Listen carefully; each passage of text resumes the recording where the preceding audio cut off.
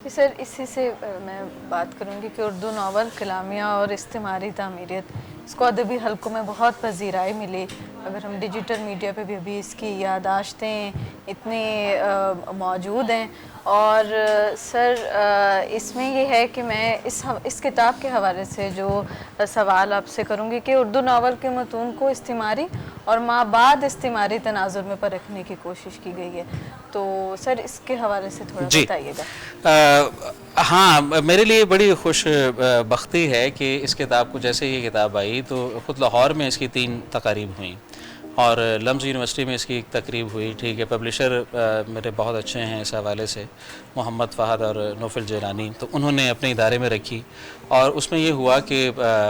لوگ جو ہیں ٹھیک ہے بہت دور دور سے بھی میرے دوست ہیں، ساجد جاوید صاحب، شاہد نواز صاحب، وہ سرگودا سے تشریف لائے، لاہور سے ایک اچھی خاصی تعداد موجود تھی۔ اور پھر یہ ہوا کہ اس میں سعادت سعید صاحب جو میرے نگران ہیں ٹھیک ہے، بڑی محبت کرتے ہیں وہ مجھے، وہ بھی آئے۔ لمز میں جو تقریب ہوئی اس میں تبسم کشمیری صاحب تھے، ان کی صدارت میں وہ ہوا، اور خالد فیاض صاحب خصوصی طور پر وہ گجرات سے تشریف لائے۔ پھر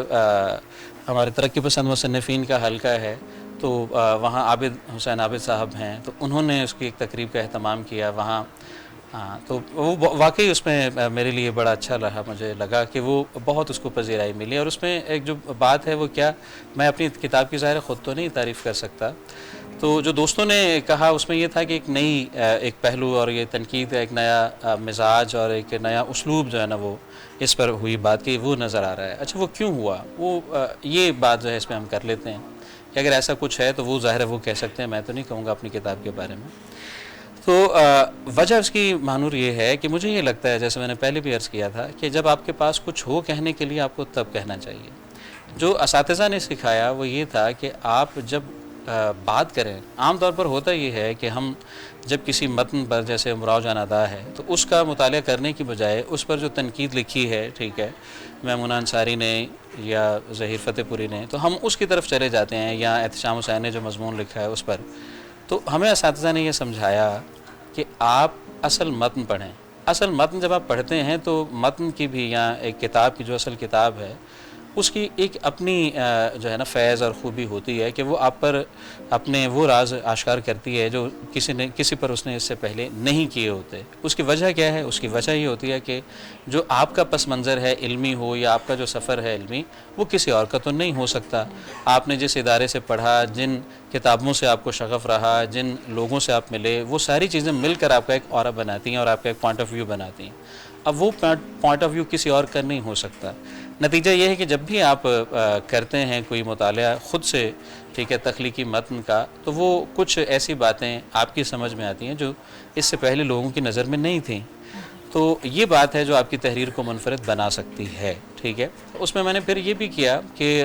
مجھے جو سمجھایا گیا وہ یہ تھا کہ آپ جب لکھنے لگیں تو آپ کو کوئی موقف یا کوئی تھیسس آپ کا ہونا چاہیے، اور پھر آپ کسی کتاب کا یا کتابوں کا جائزہ لیں، اور پھر اس تھیسس کے ثبوت میں آخر میں پھر نتائج نکالیں کہ واقعی جو دلائل ہیں وہ ہمارے مفروضے کو ثابت کرنے ہیں یا نہیں۔ تو اس کی وجہ سے پھر ہوا یہ کہ میں نے ڈسکورس انالیسز، جو مجھ سے پہلے اردو میں لوگ موجود ہیں جنہوں نے اس کی نظری مباحث پر زیادہ توجہ دی، تو میں نے کوشش کی کہ اس کا ایک نمونہ جو اطلاقی ہے اس کو لایا جائے سامنے۔ اچھا، اس میں ایک اور جو پہلو ہے وہ یہ ہے کہ اب ایک زمانہ ایسا آ گیا ہے جب ہمیں یہ سمجھنا چاہیے کہ ہم کب تک مغرب سے مروب ہو کر ان کے ہی بنائے ہوئے تنقیدی پیمانوں پر اپنی چیزوں کو پرکھتے رہیں گے۔ تو بجائے یہ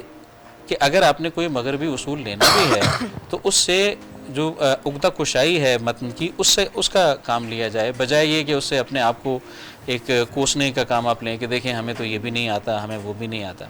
تو یہ ایک بات ہے کہ میں نے کوشش یہ کی کہ کولونیل دور میں اردو پر جو اثرات مرتب ہوئے اور اردو لکھنے والے، تو اردو لکھنے والوں کا ریئیکشن کیا تھا، وہ کس طرح سے چیزوں کو دیکھ رہے تھے۔ وہ کوئی انگریزوں کا یا استعماریوں کا ظاہر ہے کہ ایک ذیلی حصہ نہیں تھے، ان کا اپنا بھی ایک موقف تھا، تو وہ موقف کیا تھا اس کو تلاش کرنے کی کوشش کی۔ اور یہ بہت ضروری ہے اس لیے بھی کہ اب ہمیں ڈی کولونیل ہونا ہے، اب ہمیں نکلنا ہے اور ہمیں آزاد ہونا ہے، آزاد فکری بہت ضروری ہے تاکہ ہم بااعتماد اپنے پاؤں پہ کھڑے ہو سکیں اور اپنے آپ کو اپنی نظر سے دیکھ سکیں اور خود ہم بھی کوئی تخلیقی کام جو ہے وہ کر سکیں.